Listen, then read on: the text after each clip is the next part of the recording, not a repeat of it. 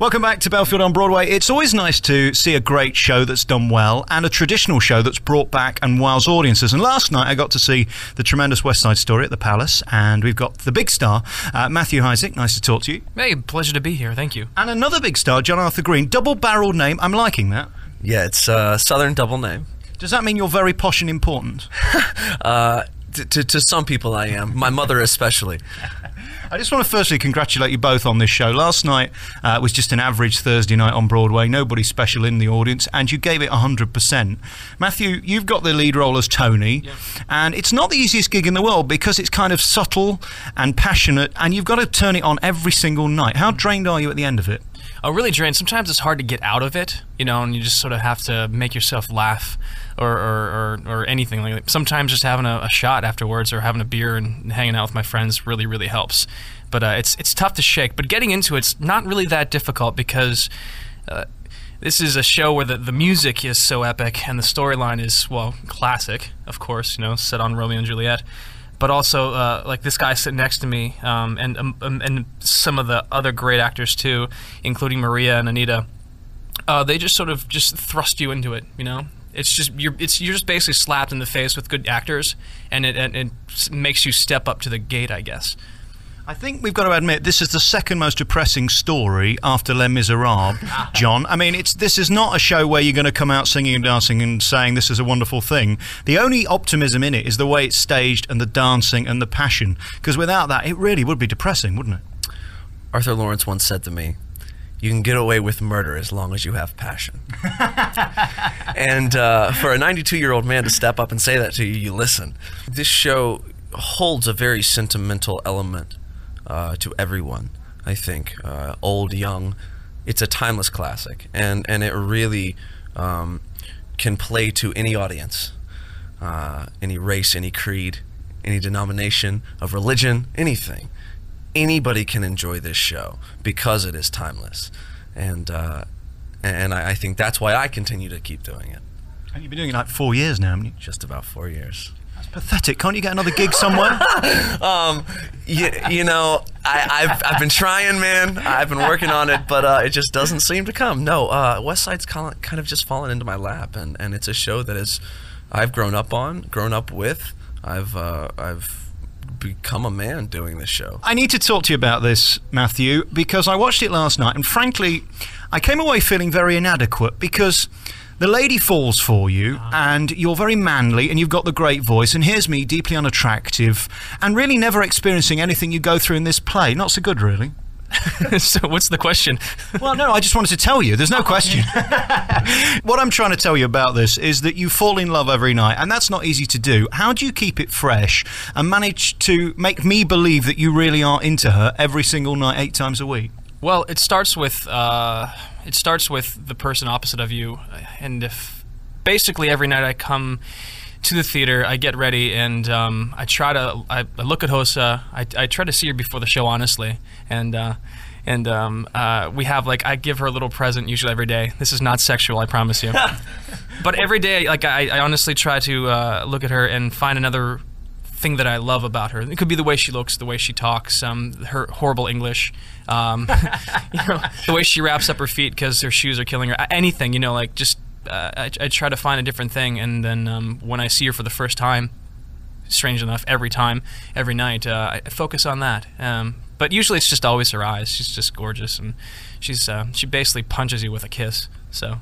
She is delicious, and there's no doubting that. We couldn't talk to her on the programme because she's not good enough to do an interview in terms of her English, because they literally searched the world for the best Maria, and they found her, didn't they? Yes. This is a funny story. Actually, I was there at her audition, her first and only audition for Maria. It was one of the situations where someone walks into the room, and I happen to be behind the table with the director, the assistant director, and the producers and the music director, and she walked in the room, and it was in this white dress.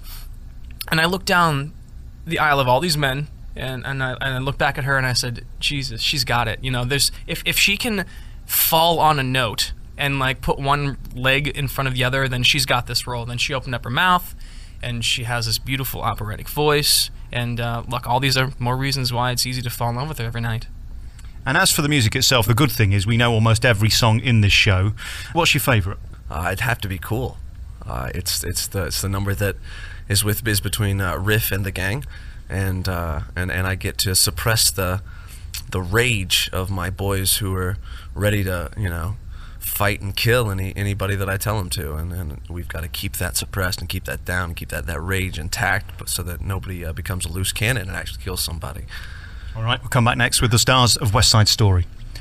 We're back with the stars of West Side Story. We've got Matthew and John talking about their lives and career now. Let's start with you then, because you've been with this, John, for 4 years, and you've toured the world with it. I have. I've been very lucky. And I wouldn't trade anything, you know, to be doing this show on tour and this show on Broadway and being able to represent West Side Story in whichever way I can possible. And tell us some of the countries you've been to. I was in Germany, I was in London, at the Sadler's Wells on the West End. I was in Paris, I was in Greece, they were in La Scala. But this tour has been everywhere. It's been to Japan, it's been to Egypt. It's a very big tour. And Matthew, you weren't good enough to go on tour? I was actually not gonna. I never auditioned for the tour. I would have loved to go on tour because I actually have never been to Europe. I've been all over Asia and all over the States, Canada, Central America, but I have not yet been to Europe. So I wish I could have done that. I was actually working on another show at that point. Knocking it out of the park every night can't be easy because, let's face it, it's the same show, and this is particularly high energy. There's a lot of dance routines that are just relentless. How physically fit do you have to be to get on stage every night? John's a better person to ask about this because he actually dances his ass off every night. Is that a technical term? Technically speaking, yes. He dances his hiney off. And, so let's ask you then, how is it to get through the show? Wow. It's a beast. It's a workout, you know. It really is challenging, and it's not only physically challenging, it's emotionally and spiritually challenging. I mean, sometimes we pray that we get through this show, and you know, all of us cross-train, as I call it. See, I'm not the most technical dancer that there is, so I have to do other things to keep my body in check. See, I'm a sports guy. I used to play baseball, hockey, lacrosse, all of it, and now I find myself rock climbing and doing parkour, which is free running, and you know, doing all these other different things to keep my legs intact, so that when I come to the dance and have to present the dance, I can do it in the best way that I can.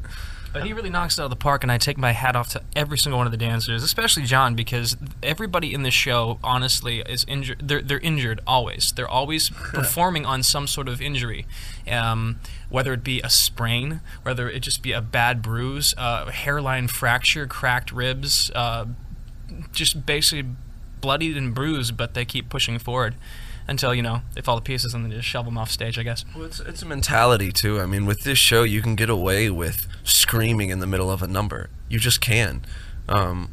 Jerome Robbins choreographed it for the Jets brilliantly. And Peter Gennaro, who choreographed for the Sharks, did his job to a T, you know. And so these choreographers made it possible for the acting to come to fruition and to come to the front and be the main thing that, you know, puts us into this magical world of theater.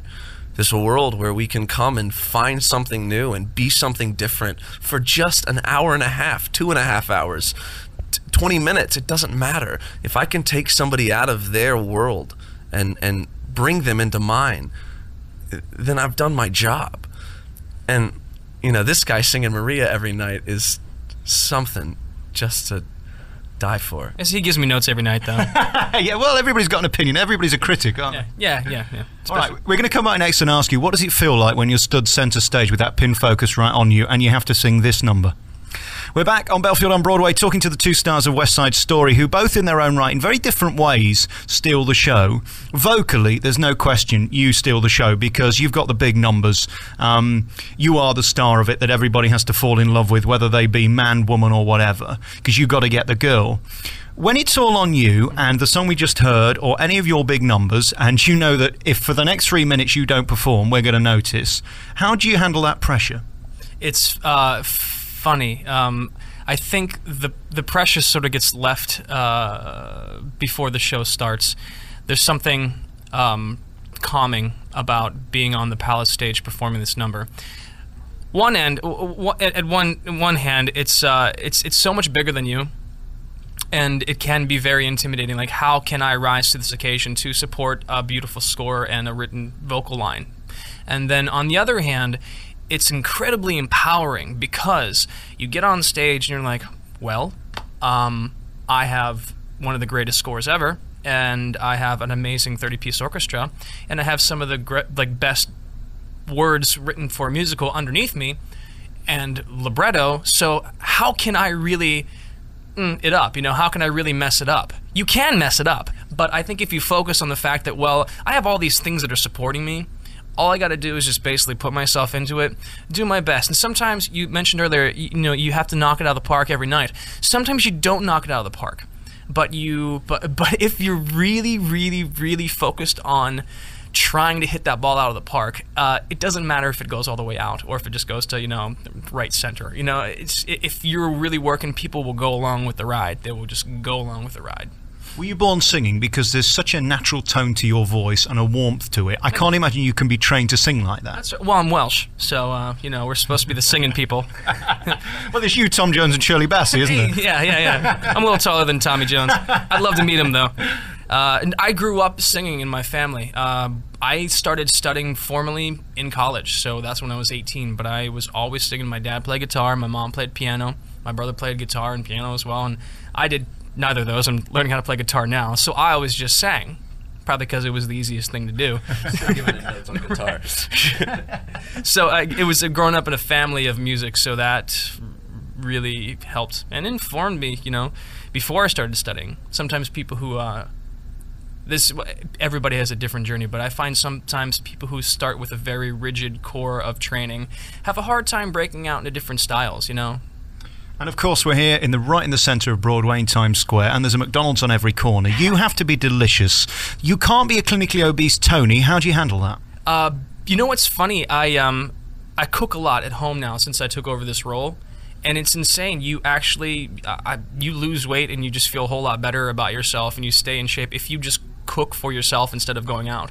And it's no real big secret. I just sort of came from necessity. I don't like leaving the house much before I do the show because you just try to stay rested. A lot of sleep. So I'm aggravating you already then? I fell asleep a while ago.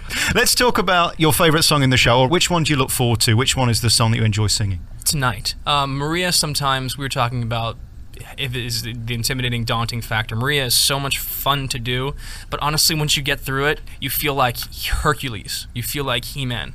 You just because you made it through that song, and then immediately after that, you go directly into Tonight, and some of the pressure is off because you have a beautiful leading lady with an amazing voice, who you're pairing with. So it's like that final hurdle, and then I can get to her. So Tonight is definitely my favorite. This is the epitome of two Broadway voices. Matthew Hydzik is Tony in West Side Story. Next we'll talk to John Arthur Greene about the physicality of the show and the dancing in it and how long it takes to learn the routines. We're back with our remaining moments with the two stars of West Side Story, finding out about these dance routines, because I watched it last night and they're so complicated and inspiring to watch, but they must be difficult to learn, John. How do you do that? They're very difficult to learn. We have a great team of people behind us. Matt was mentioning earlier about, any role can become easier to do if you have a great cast and a great group of people behind you supporting, picking up the slack, and, really moving you forward. And our choreographers and our assistant choreographers and our, associate directors and our directors and our production staff, everybody on the production staff makes our life easier. So to dance this role technically is a pain in the butt, as Matt said earlier, but I'm putting it more gently. But to learn it and to do it are two different things, and the acting ability that comes after you learn it. They break it down very easily. We do the steps, and then we put the intention behind the steps, and then we put it on its feet. It's a big challenge, but it's a hurdle that all of us are willing to accept. I'm sorry, I'm asking. I don't even know. How long did it take you to learn the choreography initially? For me, it took I had 2 weeks to learn it. The entire show, I had 2 weeks to learn. And one week we did choreography, and 1 week we did the scenes. We blocked the scenes. And the next week, we put everything on its feet. So we had a 3-week rehearsal period, not for the Broadway show, but for the first time that I learned this choreography. We had a 3-week rehearsal process to put the show on its feet, get it done, and to tech it, and before we put it on, you know. Matthew, I'm actually thinking you're quite pathetic. All you've got to do is sing and act. He's got to do the hard work, really. I got the easiest job, man. I just stand back and laugh at these guys. You really ought to be working for NASA or something. You're too bright to be in a musical. I mean, I wouldn't say that, but, you know, I am working on Broadway.